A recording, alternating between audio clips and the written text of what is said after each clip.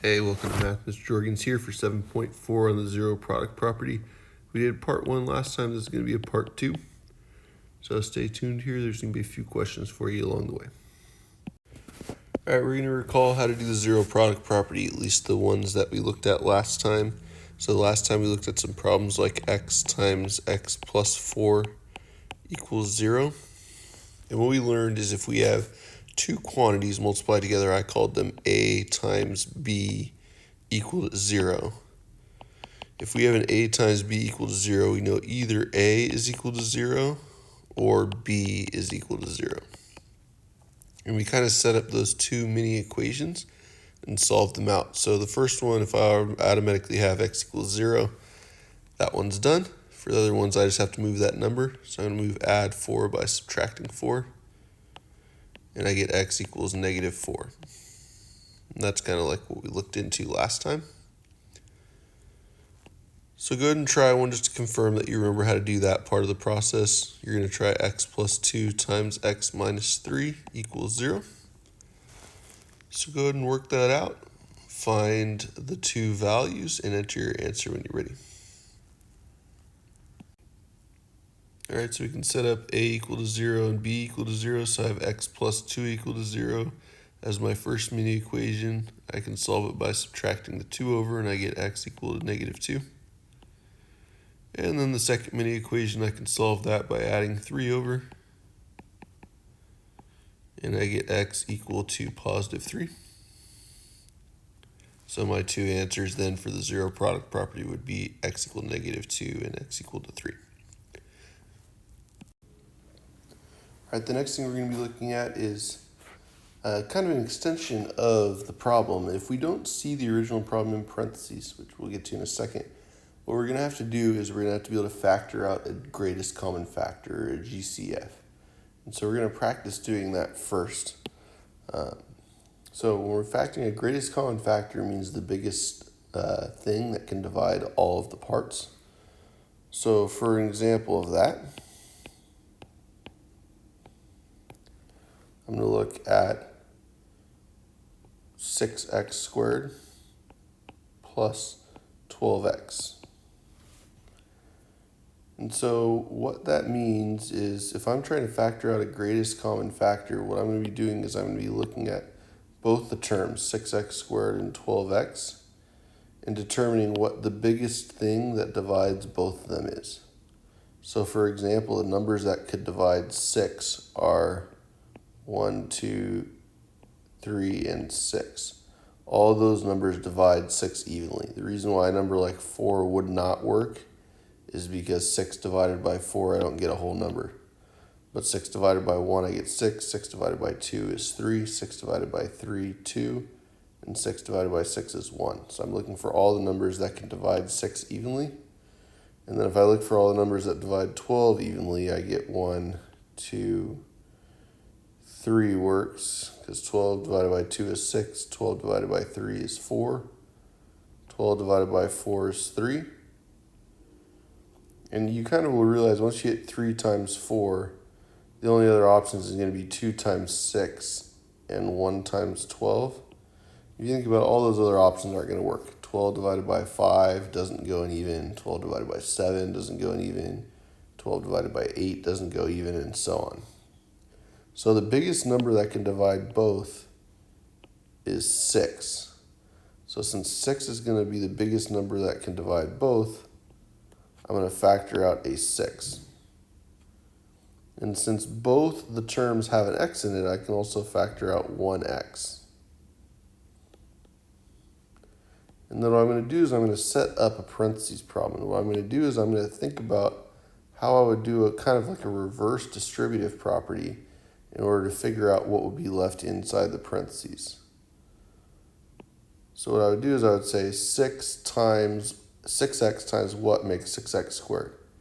And so it'd be 6 times 1 makes 6.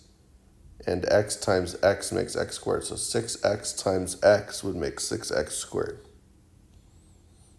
And then I have to figure out 6x times what would make a 12x. And 6 times a plus 2 would make 12. And I already have that x there, so 6x times 2 would make a 12x. So by factoring out the GCF, I can write that 6x squared plus 12x as being equivalent to 6x times x plus 2. All right, I'm going to try another one here. For the second one, we're going to do 8x squared plus 6x. You should notice that both are going to have an x again, so I should be able to, in the end, factor out 1x. I'm going to start kind of by listing my factors out. For 8, I have 1 and 8, and 2 and 4. Those are the things that are going to be able to multiply to 8. So 1, 2, 4, and 8. And then for 6, I'd have the same thing, right? 1 and 6 and 2 and 3. So 1, 2, 3, and 6. So if we're looking at this, the biggest number that's going to divide both, 8 does not divide both. 6 is the next biggest number. It does not divide both. 4 does not divide both. 3 does not divide both, so it'd be 2 would be the biggest number that divides both. 1 and 2 are the only things that work, and 2 is bigger. So I know I can factor out a 2 as a part of my GCF. So I get 2x because both of the terms have an x in it. And then I'm going to kind of have to reverse distribute to figure out what is going to go on the inside. So I'd have 2x times what to make 8x squared. 2 times 4 makes 8, and x times x makes x squared. And then I'm going to have to say 2x times what to make a 6x. And 2 times 3 makes 6, and I already have that x there, so it's just going to be a plus 3. So 2x multiplied by 4x plus 3 would be our answer there. All right, I'm going to have you try one here. We're going to do 3x squared plus 12x. So go ahead and factor out that GCF and then do your reverse distributive property. We call that factoring by the greatest common factor. Figure out the factored form and enter your answer when you're ready. Yeah, so hopefully you picked out 3x as your greatest common factor. 3x times x is going to make a 3x squared, and 3x times a plus 4 is going to make a 12x. So I'd have 3x times x plus 4. So hopefully that's kind of a good rundown for you on how to factor by the greatest common factor. All right, now we're going to look at a couple of our bigger examples here. So the first one's going to be 5x squared minus 10x equals 0. Our strategy is we're going to want to factor it by the greatest common factor and then use the zero product property to solve for x.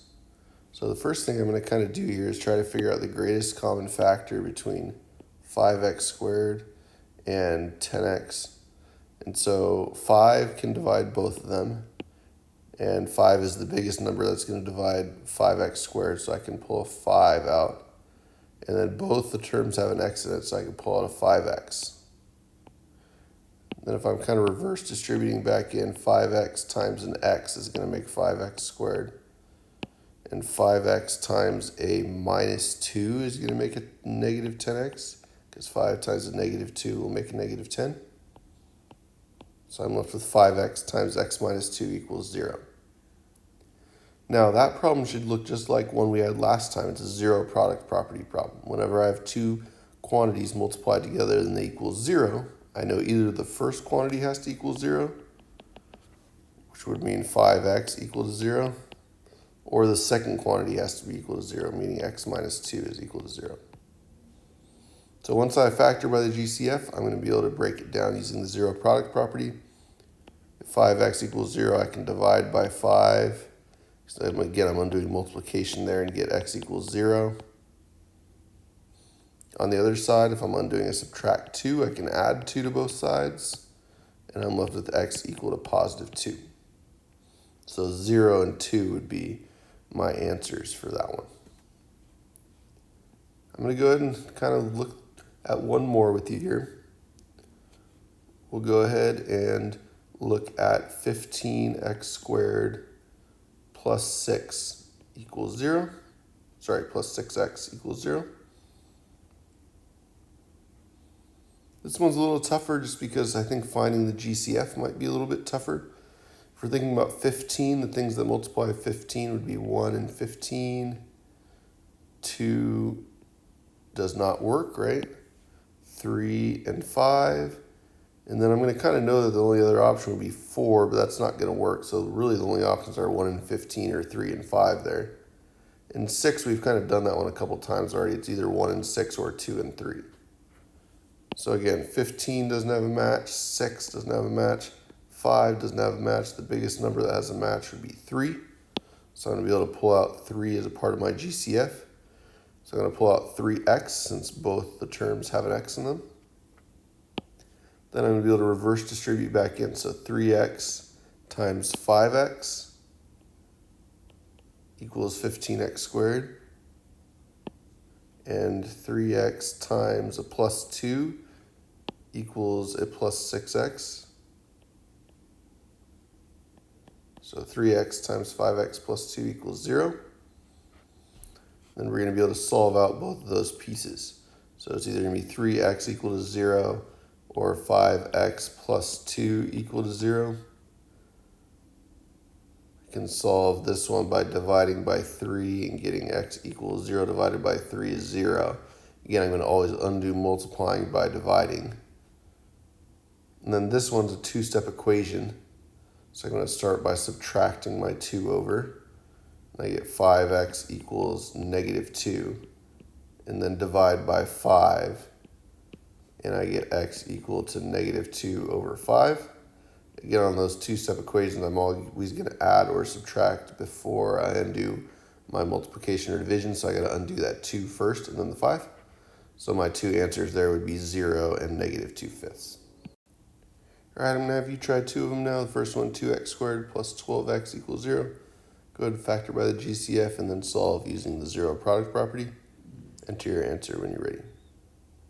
So hopefully when you factored by the GCF, you pulled out a 2x. 2x times x makes 2x squared, and 2x times a plus 6 makes a plus 12x. And then zero product property, 2x equals 0 or x plus 6 equals 0. And dividing by 2, I get x equal to 0. Or subtracting that 6 over, I get x equals negative 6. So hopefully you got that. Here's a second one for you to try here. We're going to have on this one 6x squared plus 15x equals 0. Actually check that. It's supposed to be minus 15x. So 6x squared minus 15x equals 0. So go ahead and factor that by the GCF. Work it out and enter your answer when you're ready. So hopefully when you factor by the GCF, you got 3x times 2x minus 5 equals 0. So we get either 3x equal to 0 or 2x minus 5 equal to 0. First one, divide by 3. To undo that, multiply 3. I get x equals 0. Second one, I'm going to add 5. 2x equals 5. And then I have to undo my multiply 2 by dividing 2. And I get x equals 5 over 2, which ends up as 2.5. But I'll just leave it as x equal to 5 over 2. So this was kind of us finishing up section 7.4. Should be ready to try the big ideas now. Thanks for paying attention, and I'll see you next time.